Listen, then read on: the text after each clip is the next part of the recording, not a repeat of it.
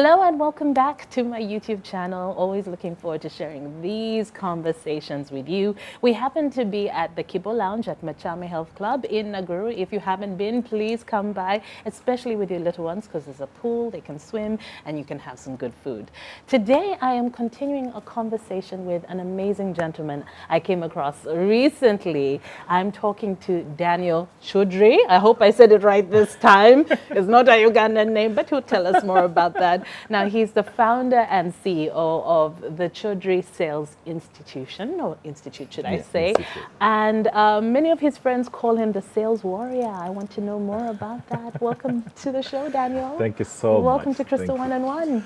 Thank you, Crystal. I've been looking forward to this. So the last time you interviewed a friend of mine, I asked him, how do I get to be interviewed by Crystal? So he's like, I'm going to connect you. Emeka recently wedded. So, yeah, Well, so thank you. I'm really delighted to be on your show. Well, it's nice to have you. Yeah. I know that last week was a very busy week for you. Oh, You yeah. had a big sales conference. How Yeah. did that go? Oh, it went better than I expected. And we have to give the glory to God. You know, sometimes God gives you all this success, this big breakthrough, and then you forget Him, and then start thinking, I did it. So Yeah. I want to thank God for that Sales Warriors Convention. It was such a great event. Over 912 people showed up. We're very close to 1,000. So next year, And that's what you were looking for, next right? year we're going for 3,000. So you who's watching this, you better make sure that you come. So yeah, it was great. Okay, And I'm went very, well. very thankful. And thank you to you as well, because you hosted me on the radio show. The Groove, right? Yes, the Groove Cafe. Yes, it was amazing. So thank you. Okay. So one of the things I found fascinating was you're talking about how at the age of 12, Yeah. you kind of learnt the value of being strong, Yeah. of strength, of Yeah. not giving up because you'd been through a traumatic experience. Experience. And it took me all the way back to your mother as Yeah. well. Yeah. So just to remind people, or to let people know who didn't listen to our previous conversation, Yeah. where were you born again?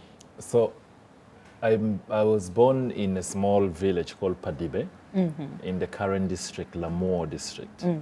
Used to be Kidgum district, all of it, but then now the divisions of the district somehow placed us in the Lamour. Okay. So that's why I was born in 1987. So that makes me 36 years this year. Oh, Yeah. Oh, 4 the years to are 40. going. I know. 40 is not so bad. Yes. I'm over there. It's not so bad. Have you reached it? Yeah, past 40. It's not so bad. Yeah, September 1987, that's when I was born. And to an incredible mother. Yeah, though I lost her during the COVID time. Yes. So my mom was 17 when she conceived me. And She was a teenage mom. Yes, she took the pregnancy to my dad. My dad's family said that my dad was not responsible for the pregnancy, so they chased her away. Yeah. So mom came back to my grandmother and mom. Grandma also told her, you go and look for the man who impregnated you, stay there. So she didn't have where to go. So she went to the Catholic Church and requested the priest at the Padibe mission if they can give her shelter. So for the entire time mom was pregnant, she was a cook for the priest. She was, cleaning the homes of the priests and things like that until she gave birth. And 2 months after she gave birth, the priest told her, if you can find where to keep your baby, we will take you back to school. Okay. So my mom took me back to my grandmother when I was 2 months, I understand. Okay. And my grandma practically raised me from then when mom went back to school and things like that. Okay. So that's a little bit of the snippet of the story. Okay. Yeah. And you mentioned that your father, has he been in your life at any point? No. I'm 35 now. Never met my father, actually. That's one of those dark spots, I would say. I wish I had. This year, probably I will meet him. So my father come from, during the Obote regime. My great-grandfather was one of those powerful people. My great-grandfather was a minister in the government. And so when Museveni took over power, they went to exile. Okay. So my dad actually didn't even witness my birth. They left. So they went to exile in the UK. And they've been there since. Never met him. So he wasn't even here when your mom No. tried to go to the family? He was around. It was around that time. But okay. of course, I don't know what happened. Yeah. That's something I would love him to tell me. Yeah, so I have not had my dad in my life. I have, of course, we chat now on Facebook, on Instagram. When mom passed, he called, so we talked. So we are in a conversational moment now, and we're trying to repair that relationship. Okay. But I've been pretty mad at him because, you know, my life took a trajectory of a lot of hardships, which I felt like had he been there with the resources they had, probably I wouldn't have been abducted by LRA in 1999. Yeah. Had he been there, probably I wouldn't have gnashed so much trying to look for tuition here and there to help me with fees. So, Okay. so that's When a were little you bit of the able to dynamics. establish contact with him? Majorly on the 18th of October 2019. Wow, we even know the dates. That's the day I lost my son. Oh. So my mom connected us. I was going crazy. Yeah, so I lost my son in a very unfortunate way. Somehow I didn't know how to deal with it. A lot was going on. So somehow mom connected us and I talked to him and he kind of gave me some, you know, words of encouragement and strengthening. But then from then we have been trying to, you know, keep in touch. How old was your son? 2 years old, Jethro. Jethro. Yeah. I miss that boy. Yeah. Okay. Wow, that's a lot. So you were with your grandmother. Yeah. At the time you were abducted by the LRA. Yeah, Do 99. you remember what happened where you were? Yeah, so I was introduced, Christo, to going to the farm quite early in my life. My grandfather was a subsistence farmer, and we never lacked food. That man worked. We wake up at 3 a.m., you walk about 10, 15 kilometers through the night. The dews of the morning beat you and things like that. You go to the farm, you work in the farm from 6 a.m. up to 5 p.m. So our mothers, my grandma, they used to bring food at lunchtime for us to eat. But you have to work. So my task was to cut down the trees. My grandfather made me a special panga. So we used to do communal farming. So today we go to Christo's farm. The entire village goes to Christo's farm. The next day we're going to Daniel's farm. Everybody goes to Daniel's farm. So for us, the children, our role was to make sure that there's no trees. Cut down all the trees on the farm. Keep it clear. Yes, keep it clear so that the elders can focus on tilting the grass. So I was introduced to that kind of labor quite early. And my grandfather said, as long as you do your work in the farm, there will always be food. That if you don't do your work in the farm, don't expect to eat because you're eating from somebody else's labor. Yeah. And then that stuck with me. And he said, you know why people go to school? Like, no, like people go to school so that they can be able to get a job, so they can eat. So the idea for him was everything we're doing leads to the one thing. Yeah. So we can eat. So I didn't even and like we going have to eat. school. It Yes, doesn't we have matter to where eat. you are. Yeah, we have to eat. So I didn't like going to school then because I knew as long as I do the work in the farm, there will be food. And then that was pretty fine by me. So in 99, on the 26th of February, now I was a little bit of a bigger boy, 12 years old. So I had a bicycle. My grandfather got me a bicycle. So I was riding the bicycle to the farm when I entered the ambush for the LRA. Okay. And I was taken. The bicycle was chopped into small, small pieces, and then I was taken. And so many children that day were abducted from my village. And some of them I knew, some of them we went to school together. My grandfather had told me prior that, God forbid, if you are ever abducted, never show any sign of fear. So this was a reality that you Now, were living yeah. with. Now, all of a sudden, now, this is the moment of truth. This is that moment. So I was taken, moving from, one village to another through the bush and thorns.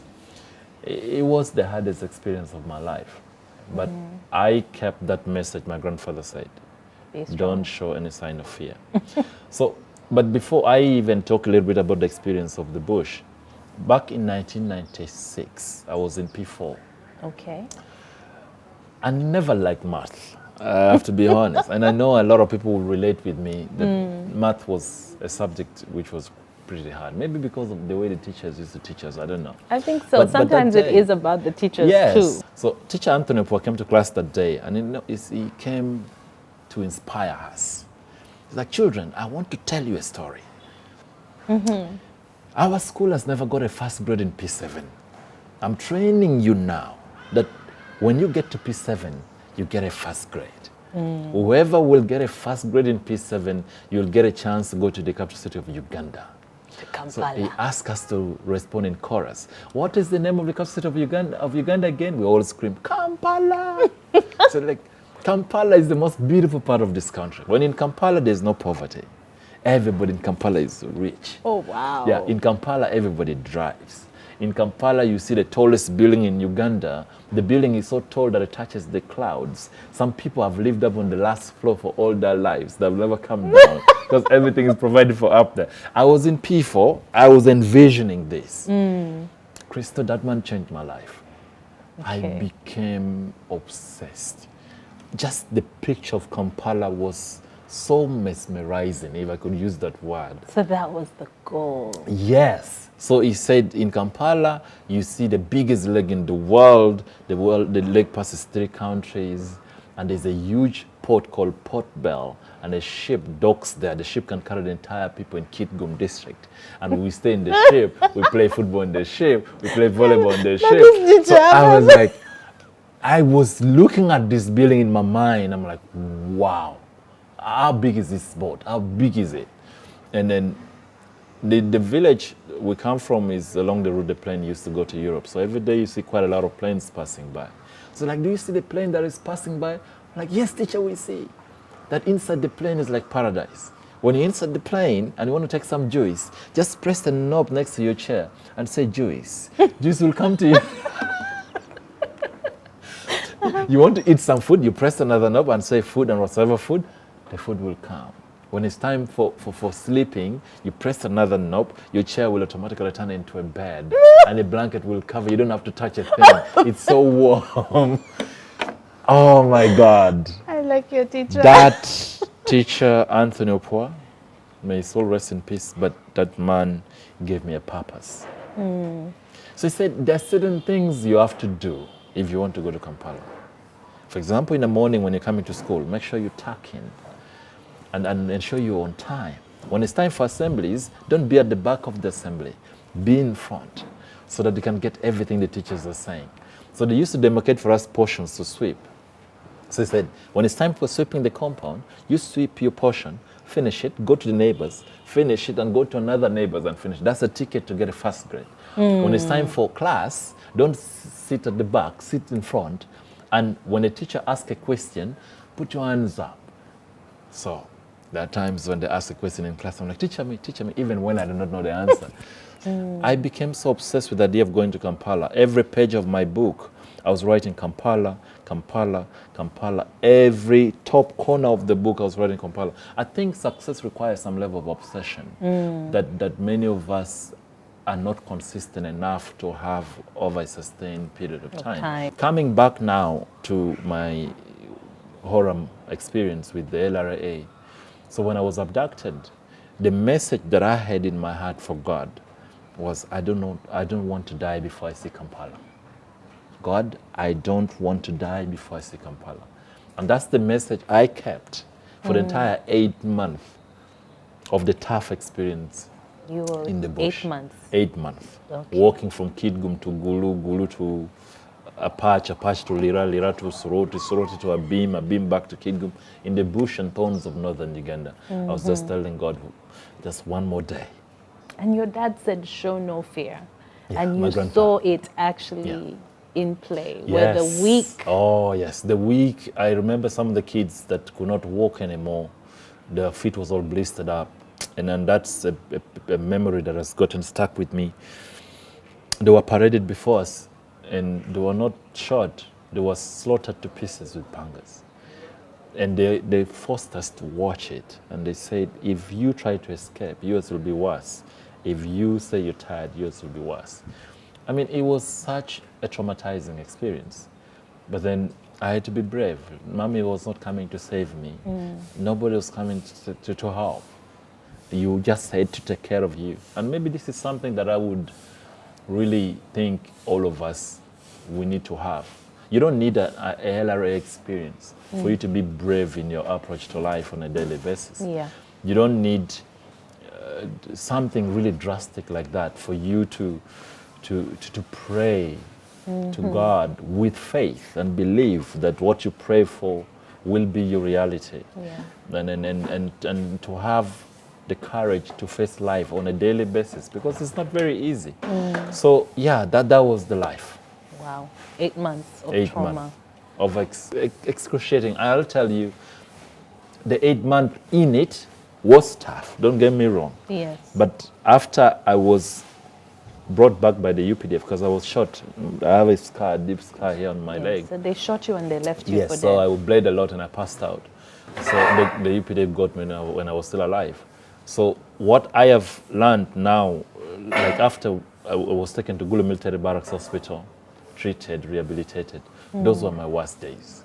Those were your worst days. Those were my worst days. The trauma, the sleepless nights. Because at that point it was survival. Yeah. I think while you were Yeah. there, it was just I was survival. So screaming you all weren't the even time. thinking about No. it. But now you're reliving it. Yes, and then reliving a traumatizing experience. Did you get therapy? Did you get help Yeah. at that After point? now, I still go through therapy every so often. I have some counselors that help. Yeah. So yeah. And books has helped me a lot as well. I'm a passionate reader. I read a lot. I know. Every day I read about 50 pages of any given book. And you set out time? Do you have a Yes. specific time yeah, in the between 5:30 to 6:30 I'm reading. day? In the morning? Yes, and then 10 p.m. to midnight I'm reading. I'm more of a home person. I hardly go out, so I'm very fine being by myself and my books. So yeah, so I always tell people in my trainings that if I'm reading 50 pages of any given book a day and you're reading none and you're trying to compete with me, I'll destroy you.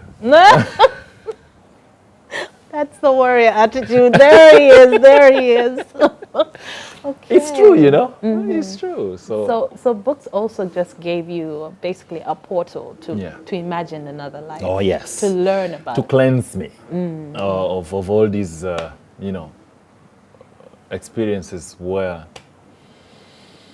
yeah, the experience were tough. The memories were tough. So the books that really got me back on the right path, Think and Grow Rich by Napoleon Hill. I strongly encourage people to read that book. It talks about desire, it talks about faith, it talks about, all these really, they somehow reprogram your entire paradigm. It shifts your your mindset. mindset. It exposes you to visualizing a world of possibilities and positivity. And I love those two words a lot, possibilities and positivity. Okay. And for me, that's the approach I live my life. I see a lot of possibilities, even when people are seeing impossibilities. And I see a lot of positivity, and I try to live my life based on a lot of positivity. And I'll tell you, if I'm today having this conversation with you, it's because of those two P's. Okay. Yeah. Possibilities and positivity. One of those things that I tell people is that nobody's going to live your life. So after the rehabilitation and treatment program at the 4th Division Medical Hospital in Gulu Barracks, I was taken back to Kitgum. People at home, of course, thought I was dead, and there was celebration for a few days. Okay. But then I had the children saying they're going to be sitting third-term exams, because I was taken in February. I was back home around November. Yeah. Just before they were about to Yes, sit before exams. after December, I think. So before the exams were set. So when I had the children saying they're going to sit exams, I immediately snapped. I'm like, I need to sit exams so I can go to P7, get my first grade, and go to Kampala. Because in So you wanted to get right back on yes, track. right back, and that's what I did. So I went to Sister Margaret Acheng, the then headmistress at my primary school. So I said, Sister, I need to sit exams. So sister said, but Daniel, you've gone through the worst experience of your life. Why don't you start school next year? I'm like, no, I need to sit exams and I need to sit exams now. Okay. So they kind of advised me I wasn't going to listen. So they reluctantly accepted that I sit exams. And then there's a message that I want to tell you incredible viewers who I appreciate so much. Sometimes when life hits you, many of us, we start life and our standard is up there. But then when life hits you, many of us lower the standard. So again, you try here. And then when some hard things hit you again, you lower the standard. Again. So a lot of us, we keep on lowering standards. And that's why when you look at the sums of your life and where it is, yes, you can be grateful that you're where you are, but maybe there's quite a lot of unachieved potential because you kept on lowering the standard based on the hardships that we faced in life. And then one thing that I also learned, that the people who love us the most may not give us the best advice. I feel that's very true. Unfortunately, the people who love you the most are sometimes the ones who hold you back the most. Because they give you advice based on their exposure to life. And unfortunately, if they've been exposed to hardships, now their advice is going to be on the basis that don't do that because I was banned. You will be banned too. Yes. You know? So, and because of that, there's so many young people who are doing courses or did courses at university that they never wanted to do in the first place. Because mommy said you should, daddy said you should. And you should be grateful. And you should be grateful. You should be thankful. And you know, and it's not like I'm trying to say disrespect your parents and your elders. No.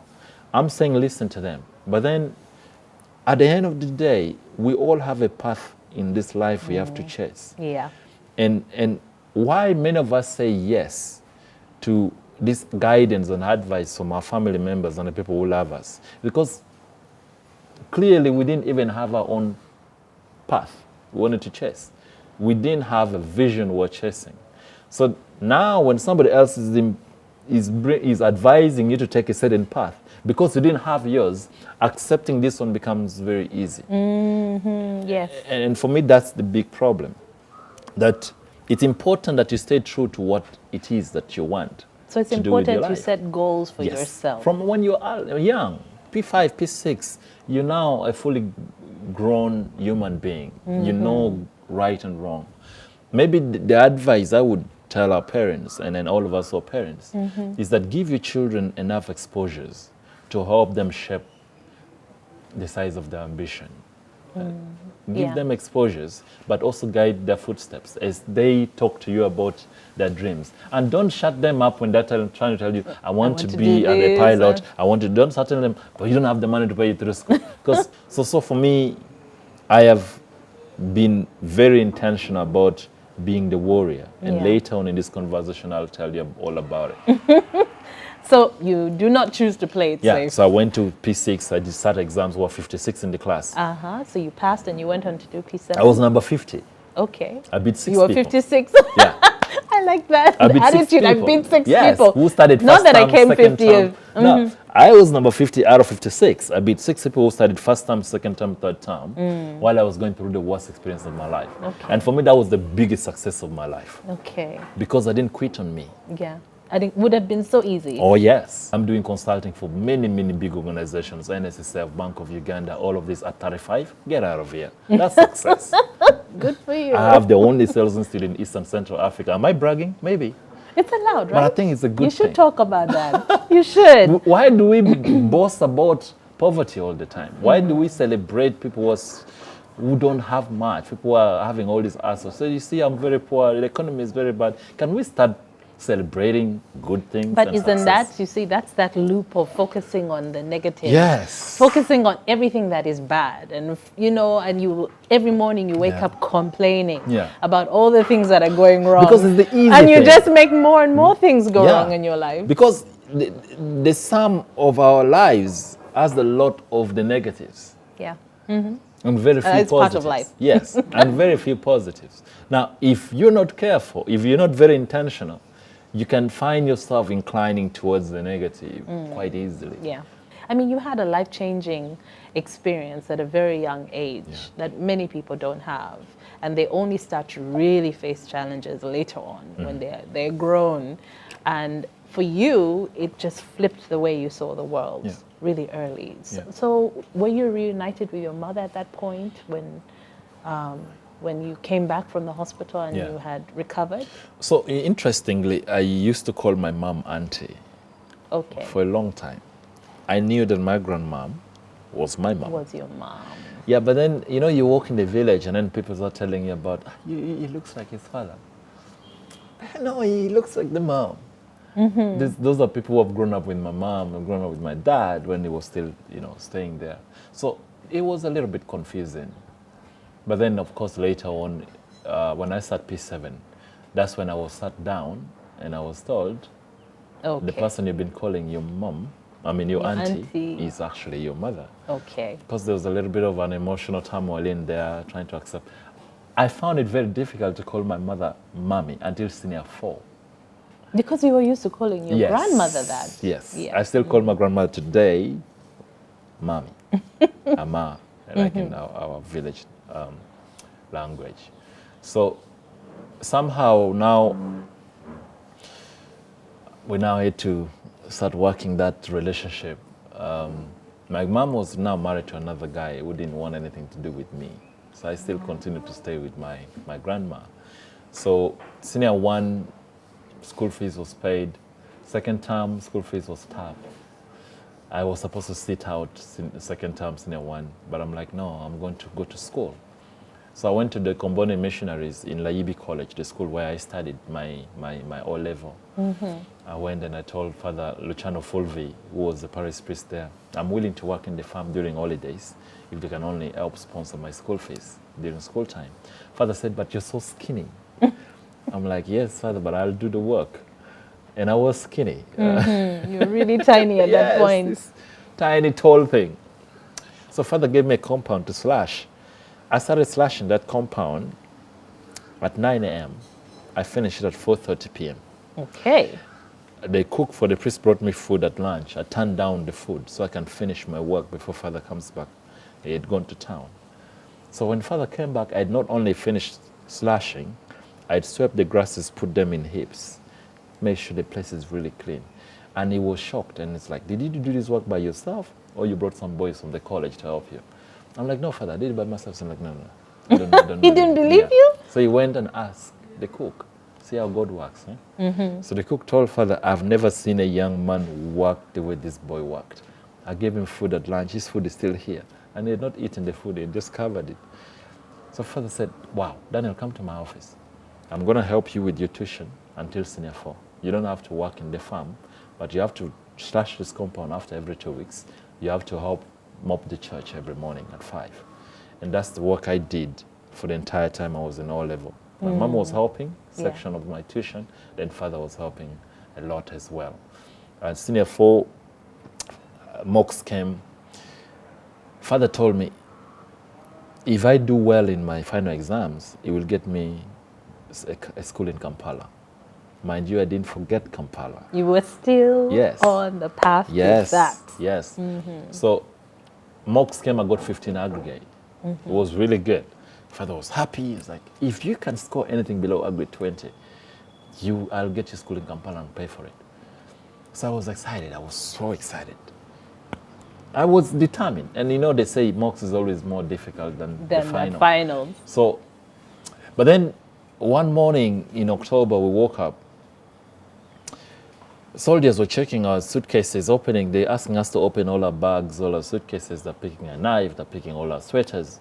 We didn't know what was going on, so they called for an emergency assembly for us to go, and they announced, the head teacher, Mr. Kulu Machelino, I remember, he made the announcement that last night something very unfortunate happened. Somebody jumped over the fence in the priest's residence, went to Father Luciano's room, and they slit his throat. They killed him. So school fees is dead. So this was another moment for you where you could have given up. Yeah. Because a dream to do well, to go to Kampala. Yeah. Because if you don't have a Kampala to chase, all these hardships of life will knock you down and you won't pick yourself up. Yeah. And each one of you watching this, I know in your household, there's some people life has knocked down and they've not picked themselves up. Yeah. They're somehow in the oblivions of life, drinking themselves hopeless. Life has really done them in.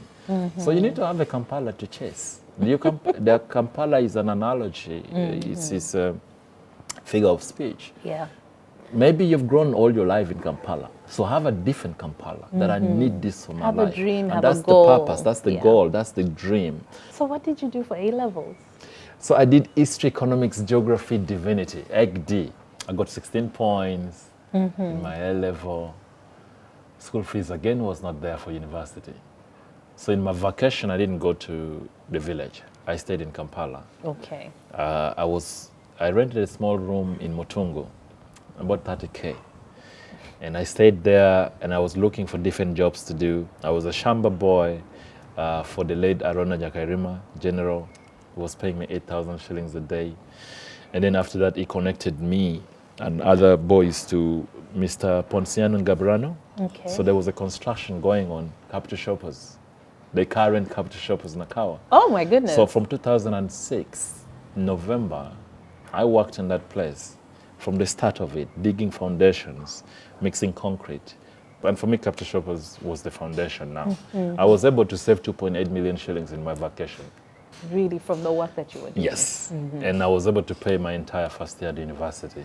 I was a member of an association called the United Nations Association of Uganda. It was very prominent during our time at the universities. Our Secretary General is called Mr. Richard Baguma. He's still there now. Respect to you, sir. You contributed to the person I am today. So I was the Vice President of the United Nations Association, and we used to meet at the Mobs Entrepreneurship Center.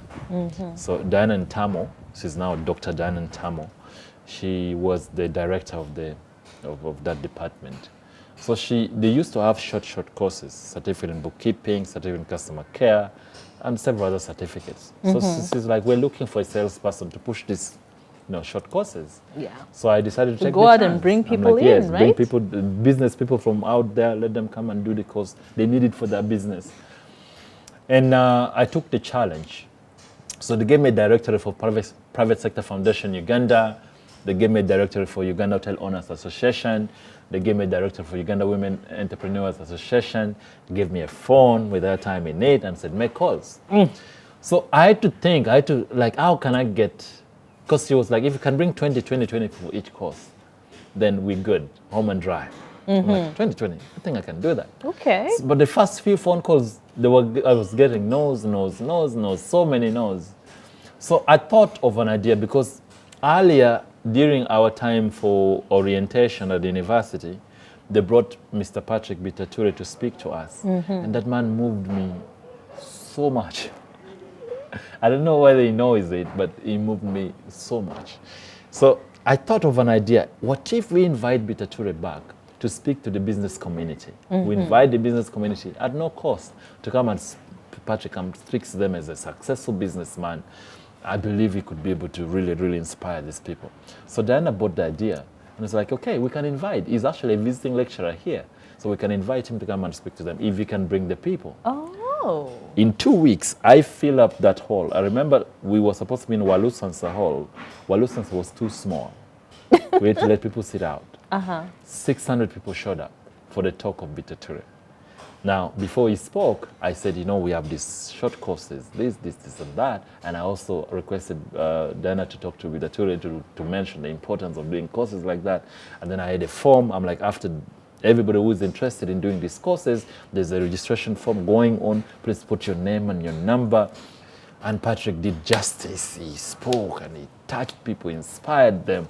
At the end of the talk, almost everybody registered to do the short course. So we were able to sign up 200 people for the certificate in bookkeeping and over 150 people in the certificate in customer care in 2 weeks. Diana called me to our office. And that was about having a strategy. Yes. Not just calls. No. It was a strategy. So Diana called me to his office and said, Daniel, don't leave sales. Your career is in sales. You're so good at, what course are you doing again? BBA. major in marketing. And I've never Okay. looked back. You've never looked No. back. So, one of the things we talked about the last time, you were talking about passion, right? Yeah. And I feel like there's so many mixed messages in the world today Yeah. where people are being told, you have to find your passion. Yeah.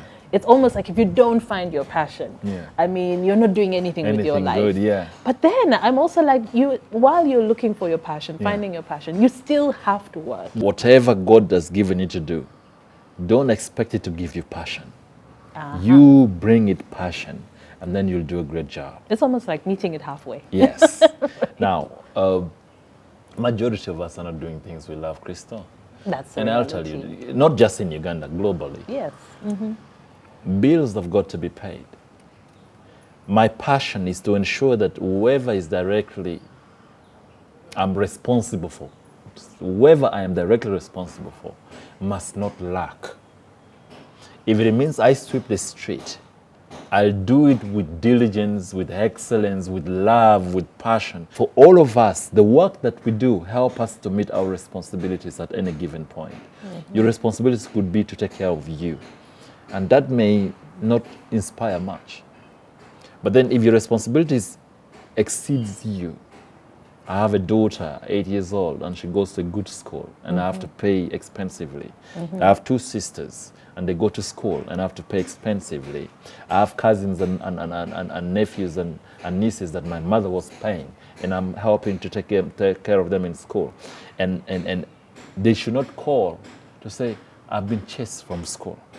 Now, just the thought of Daniel having this responsibility makes me want to exceedingly do well in every job that God has put before me. Because I know when I do a great job, I get paid for them, so I can be able to take care of this responsibility. It's important that we learn to take charge of our responsibilities.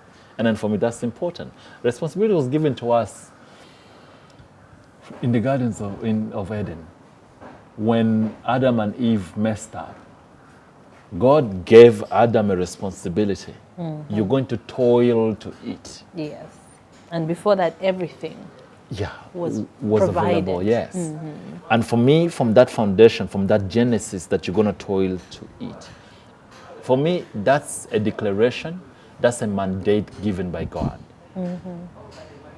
For the woman also, there's a responsibility. Okay? Now, in the current times, for a woman now, the responsibility has gone beyond giving birth. Yes. Now we're working. You work side by side. Yes, side by side. You work together. And that puts a woman at an even more harder situation to bring their A game. And that's not the easiest thing. And for me, I have huge respect for you ladies, especially the working woman now. It's crazy what you go through, but I see how you navigate through it all. So for me, the idea of passion should not be about, I don't love what I'm doing, I don't love what I'm doing. You don't have to love it to be great at it. To be good at it. You have to be great at it for you to love the results of what you've achieved. Now, during the convention, we used to make calls, 30 phone calls, 50 phone calls a day. And I'll tell you that days I didn't want to make the calls. Yes. But Crystal, when I was at Victoria Hall of Kampala Serena Hotel, and there was lines, I was competing with the president that day. The president had an event for Mutabile's, talk, the lady Mutabile's talk. So the soldiers of the president had blocked all the roads, but I still filled up Serena. Yeah. And many people called me and like, Daniel, we couldn't come because the jam was too much. Yeah. We couldn't get to you. We couldn't get to you, but still we had 912 people in the hall. Now, the satisfaction I got in that auditorium, knowing that the calls that I didn't like doing, I did them with joy, with happiness, with endurance. Now that gave me all the fulfillment in the world. that I did my best. Yes. I didn't sulk, and I had every reason to, but I did my best. And for me, that's the thing. Even if you didn't love doing it, but if people said, you've done a meticulous job, for me, that gives me a sense of meaning. It gives me a sense of fulfillment. Yes. And then the message for everybody here is that these 5 E's you have to look into to ensure that you get some passion in the work you have to do. Do you work with the right energy? Okay. Enthusiastic energy, charismatic energy. Do you work with such level of energy? Some of us, we leave our homes like we don't want to leave. We walk like we want to die. You have the wrong energy. You're talking to somebody and your energy is just wrong. There is no alignment. There is no sync because of your energy. Don't be like a marabou stock. I always tell people. They walk like they don't want to walk, sluggish. And some of us, we're that sluggish.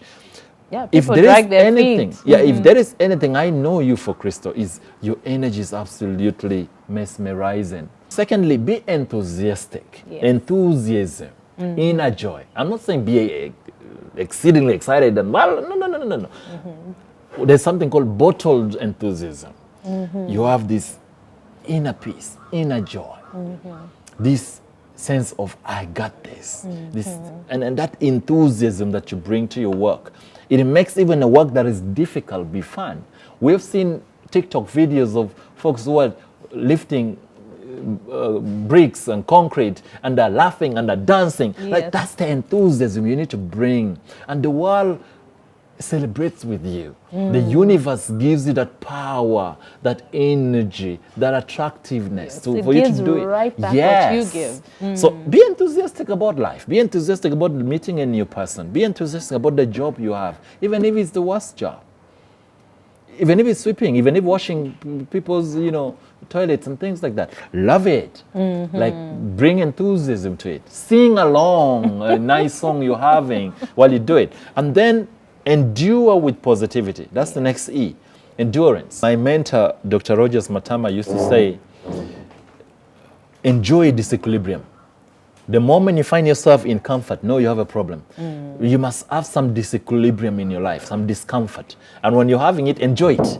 Enjoy it because... Embrace it. Yeah, embrace it. It gives you thinking faculties, start thinking of creative ways of doing what you're doing. But if... Unlike when you are saying, but why do I have to do that? When you try to fight it, now more of what you're fighting keep coming at you. That's what Bob Proctor used to say in the Secret, the Power of Attraction. Yes, the law of attraction. So enjoy it, and then educate yourself. And amidst everything you do, many of us, we don't like the job we do because we're not even growing in any way. We're not getting new ways and ideas of how we can do that what we're supposed to do. So educate yourself. I always like encouraging people, become a 60-minute student. Out of the 24 hours a day, just take 1 hour, 60 minutes. Sit down, uninterrupted, and concentrate on reading something, not watching something, reading something. That's called active learning. Yes. And active learning Not helps... passive. Not passive learning. Especially passive entertainment, Yes. which is the TikToks, Which is TV, the order of the day. movies. That's passive. Go to a restock, spend some time there. Go on Amazon, check some of the books. Every areas we have a weakness in. Somebody has written something about it. Yeah. You just have to pick a book, read it, study it, underline, and act. And then lastly, put in the effort. When you put in massive effort, I like that word, massive effort. Yeah. God created the universe in 6 days and rested on the 7th day.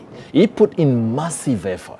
And when you do these 5 E's, the right energy, the right enthusiasm, the right endurance level, educating yourself and putting massive effort, those 5 E's, it helps you to not find a lot of difficulties in that what you do, even if it was not the things you love doing. That is, I think, one of the hardest things. People always like, it's too hard, it's too difficult, it doesn't make me feel good. I know. And we're living in a generation right now where people are all up in feelings. Yeah. How does it make you feel? Yes, but life is still Feeling happening. has kept a lot of people in mediocrity. One of the things we talked about that really scared me, you talked about some research that came out. Yeah. And basically the Concentration research details on our attention span. Yes. Based on like how we are here in Harvard Africa, is unfair. how we are in other parts of the world. I was like, no, please don't tell me this is true. It's crazy. It's crazy. So I like reading Harvard Business Review.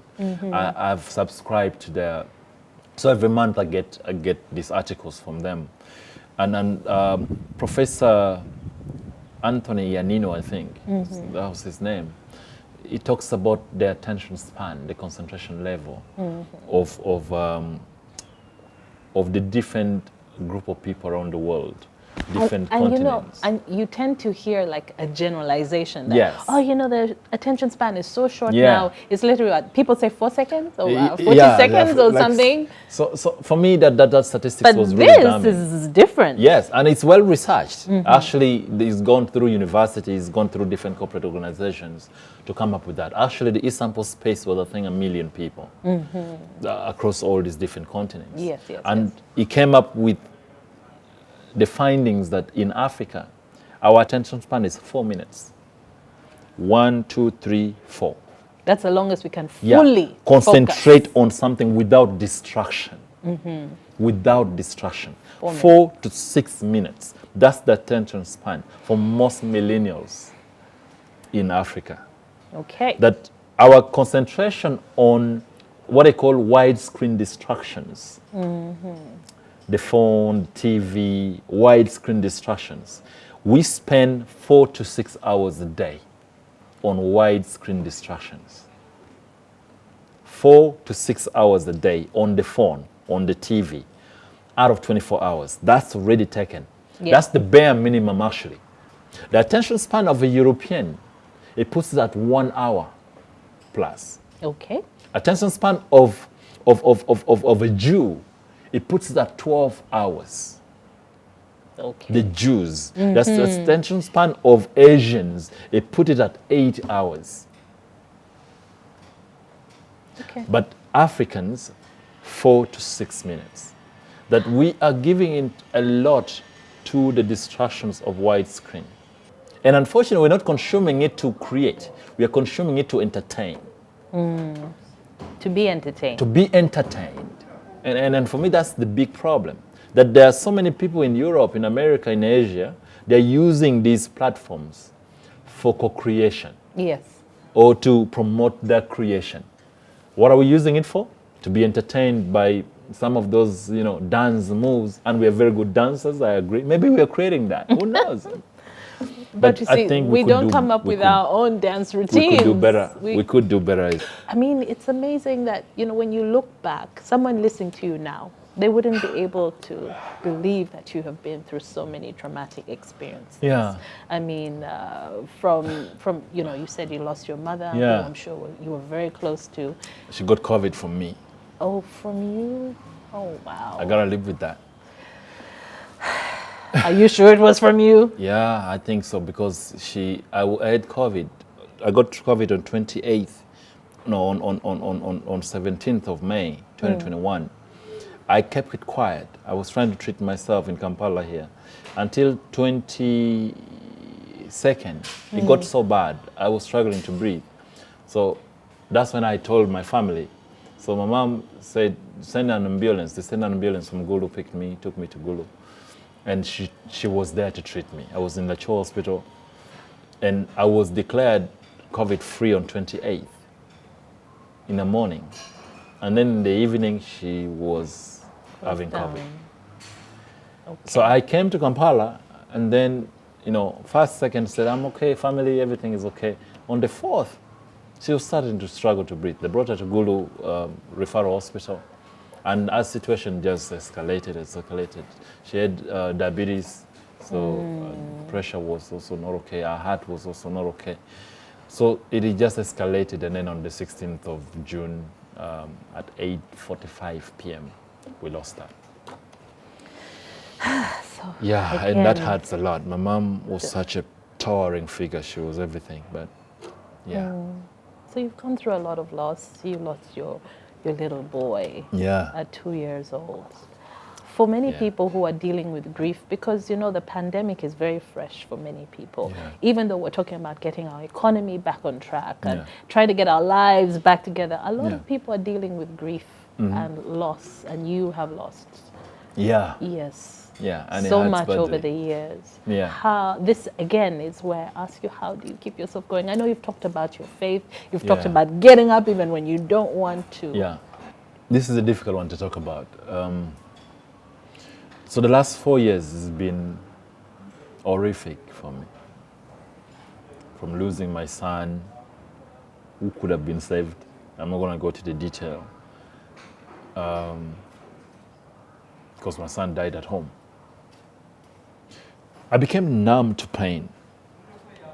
And for me, being in my bedroom was horrific. Because I don't like the world to see how I'm struggling. Because I have young sisters. I'm the firstborn of my mom. So I had to be strong. And the only way for me to be strong was to work. I developed two personalities. Daniel, who is going through this very unfortunate occurrence that nobody really deserves. Then there's the sales warrior, who, according to my trouser, as you can see here, is militaristic in his mindset. So I kept on telling the world, I'm the sales warrior, I'm the sales warrior. I'd watched a movie back in 2016 called Jumong. It's a series. It's a Korean series called Jumong. This Korean warrior who was saving everybody with a sword and a horse. And oh, God, I fell in love with that movie. Jumong, you don't know, it's called Song Il Guk. That's his name, Song Il Guk. That man saved my life without even knowing. And I have that series. If you want it, I'll give you to watch. So I embrace his persona. And he went through a lot of losses. They killed his wife, his mother right before him and things like that. So I was trying to depict the entire scenario of that man. I know that was just a movie, but it spoke to me. And what you were going through. Yeah, and what I was going through. So when I became the sales warrior, I was working non-stop. I sleep for like 3 hours, 2 hours, 3 hours. I didn't want to even go to sleep because all these memories of my pain, of my loss, was so strong and profound. So as long as I'm working or reading or being a busybody, then I'm reclining the pain. It's subsiding, the pain is going low. And this persona, this facade, which I can say, but it's a good facade because it's really helped me to be a decent human being. So the sales warrior takes on, and then it does the work. I go out there to train. I remember 1 week after I lost my son, I did the training. 4 days after losing my mom, I went for a training. I didn't want to be there in that environment. That environment could kill me. So I embraced that personality of the guy who gets things done. And I know my family are going to watch this, and they don't know that I really struggle. And even if I struggle, please, I don't need you to start calling me to start telling me, oh, Bambi, we get it. I'm okay. Just so we know, I am okay. So the sales warrior became so strong as a person around this entire, gymnastic called Daniel Choudry. And the sales warrior started being so productive, getting things done, and I was being celebrated for that. And that kind of gave me some sense of satisfaction, some sense of meaning. And then I started feeling like my mama could be proud of me.